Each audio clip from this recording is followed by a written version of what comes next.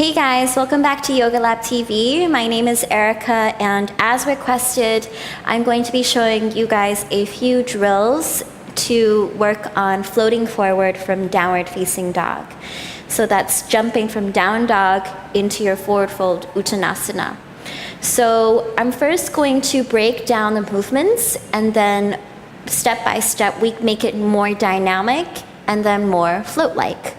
So first start by coming into your downward facing dog, having your hands at about shoulder distance and your feet at about hip distance. And then go ahead to make your down dog longer than you usually would. And we're doing this so that we encourage the body to create as much extension as possible.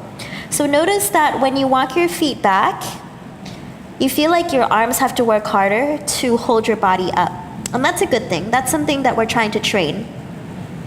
So you might notice your finger pads digging deeper into the mat, your arm bones holding at a longer kind of extension. And the same will go for your shoulders, the sides of your waist, and your spine. And even your core is working to keep your pelvic up. So stay here for 2 more breaths, really emphasizing on that extension. And 1 more. And then from here, keep your hands strong as you lift your heels up super high.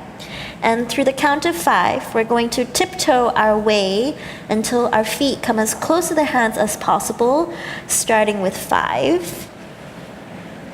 4, shifting your weight forward. 3, 2, 1. Stay at the top. Maybe keep your heels up as you press your hands down. Hold it here for 3. Push the floor. 2, shoulders to your ears. 1, heels to the floor, tops of the hands down, and bow forward.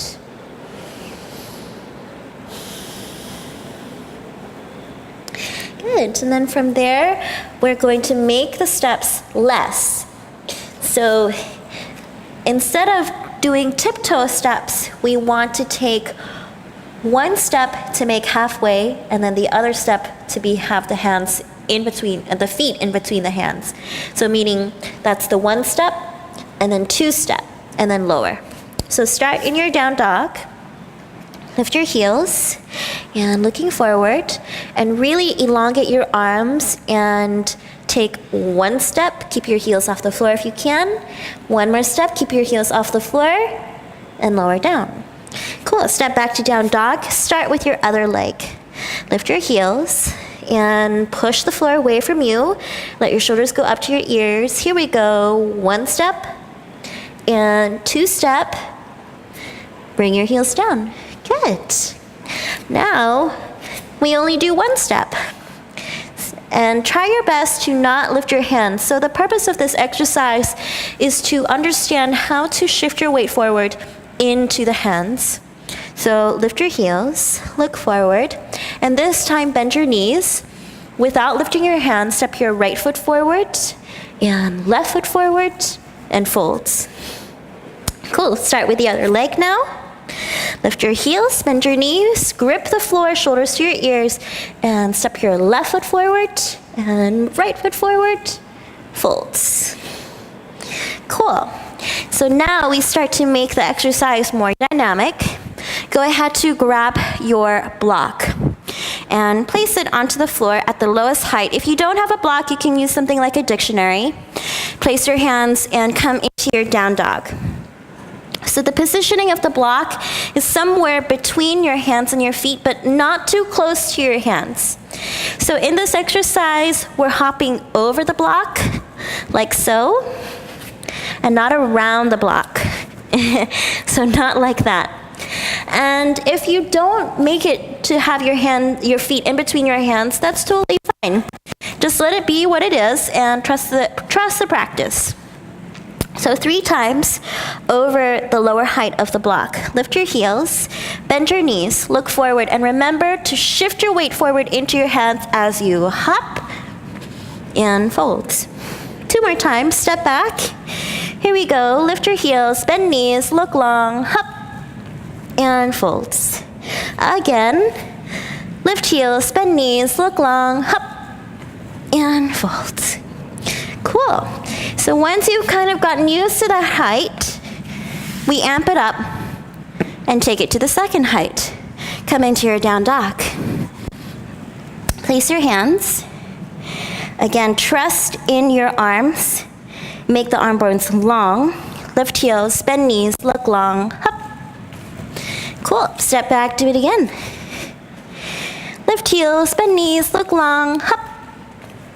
Step back, do it again. One more. Lift heels, bend knees, look long. Hop. Cool. And fold. And if you haven't guessed already, we're going to amp it up to the top height. Woo. So this can feel super intimidating. So if you want to stick with this height for a little while, then of course feel free. But this height kind of really amps it up to the next level. And in a way, hopping forward requires you to kind of get over a mental block. But now we're making that mental block a physical block. So let's get to it. Place your hands. Remember, we're going to go over the mental block. Lift your heels, bend knees, look long, hop, and fold. Don't worry if you aren't quite clearing it. Just have fun with it, laugh at yourself. Lift heels, bend knees, look long, hop, and fold. One more time. Here we go. Lift heels, bend knees, look long, hop, and fold. Woo. So those are a few exercises that you can do to help you practice your hop forwards or your float forwards. And let's say if you're in a situation where you're hopping forward but your hands are coming off, kind of like this. So you hop forward and the hands come off. That may be because you don't trust your arms to hold your body weight. And if that's the case, then you know you need to strengthen your arms, do a few more push-ups, hold down dog for really long, more plank pose. Or if you find that your hops are cutting it short, meaning you're hopping forward but you're stopping before you make it to your hands, a lot of it is probably due to your back body flexibility. So that's flexibility in your hips, in the back of your legs, or your ability to compress the lower body into the upper body.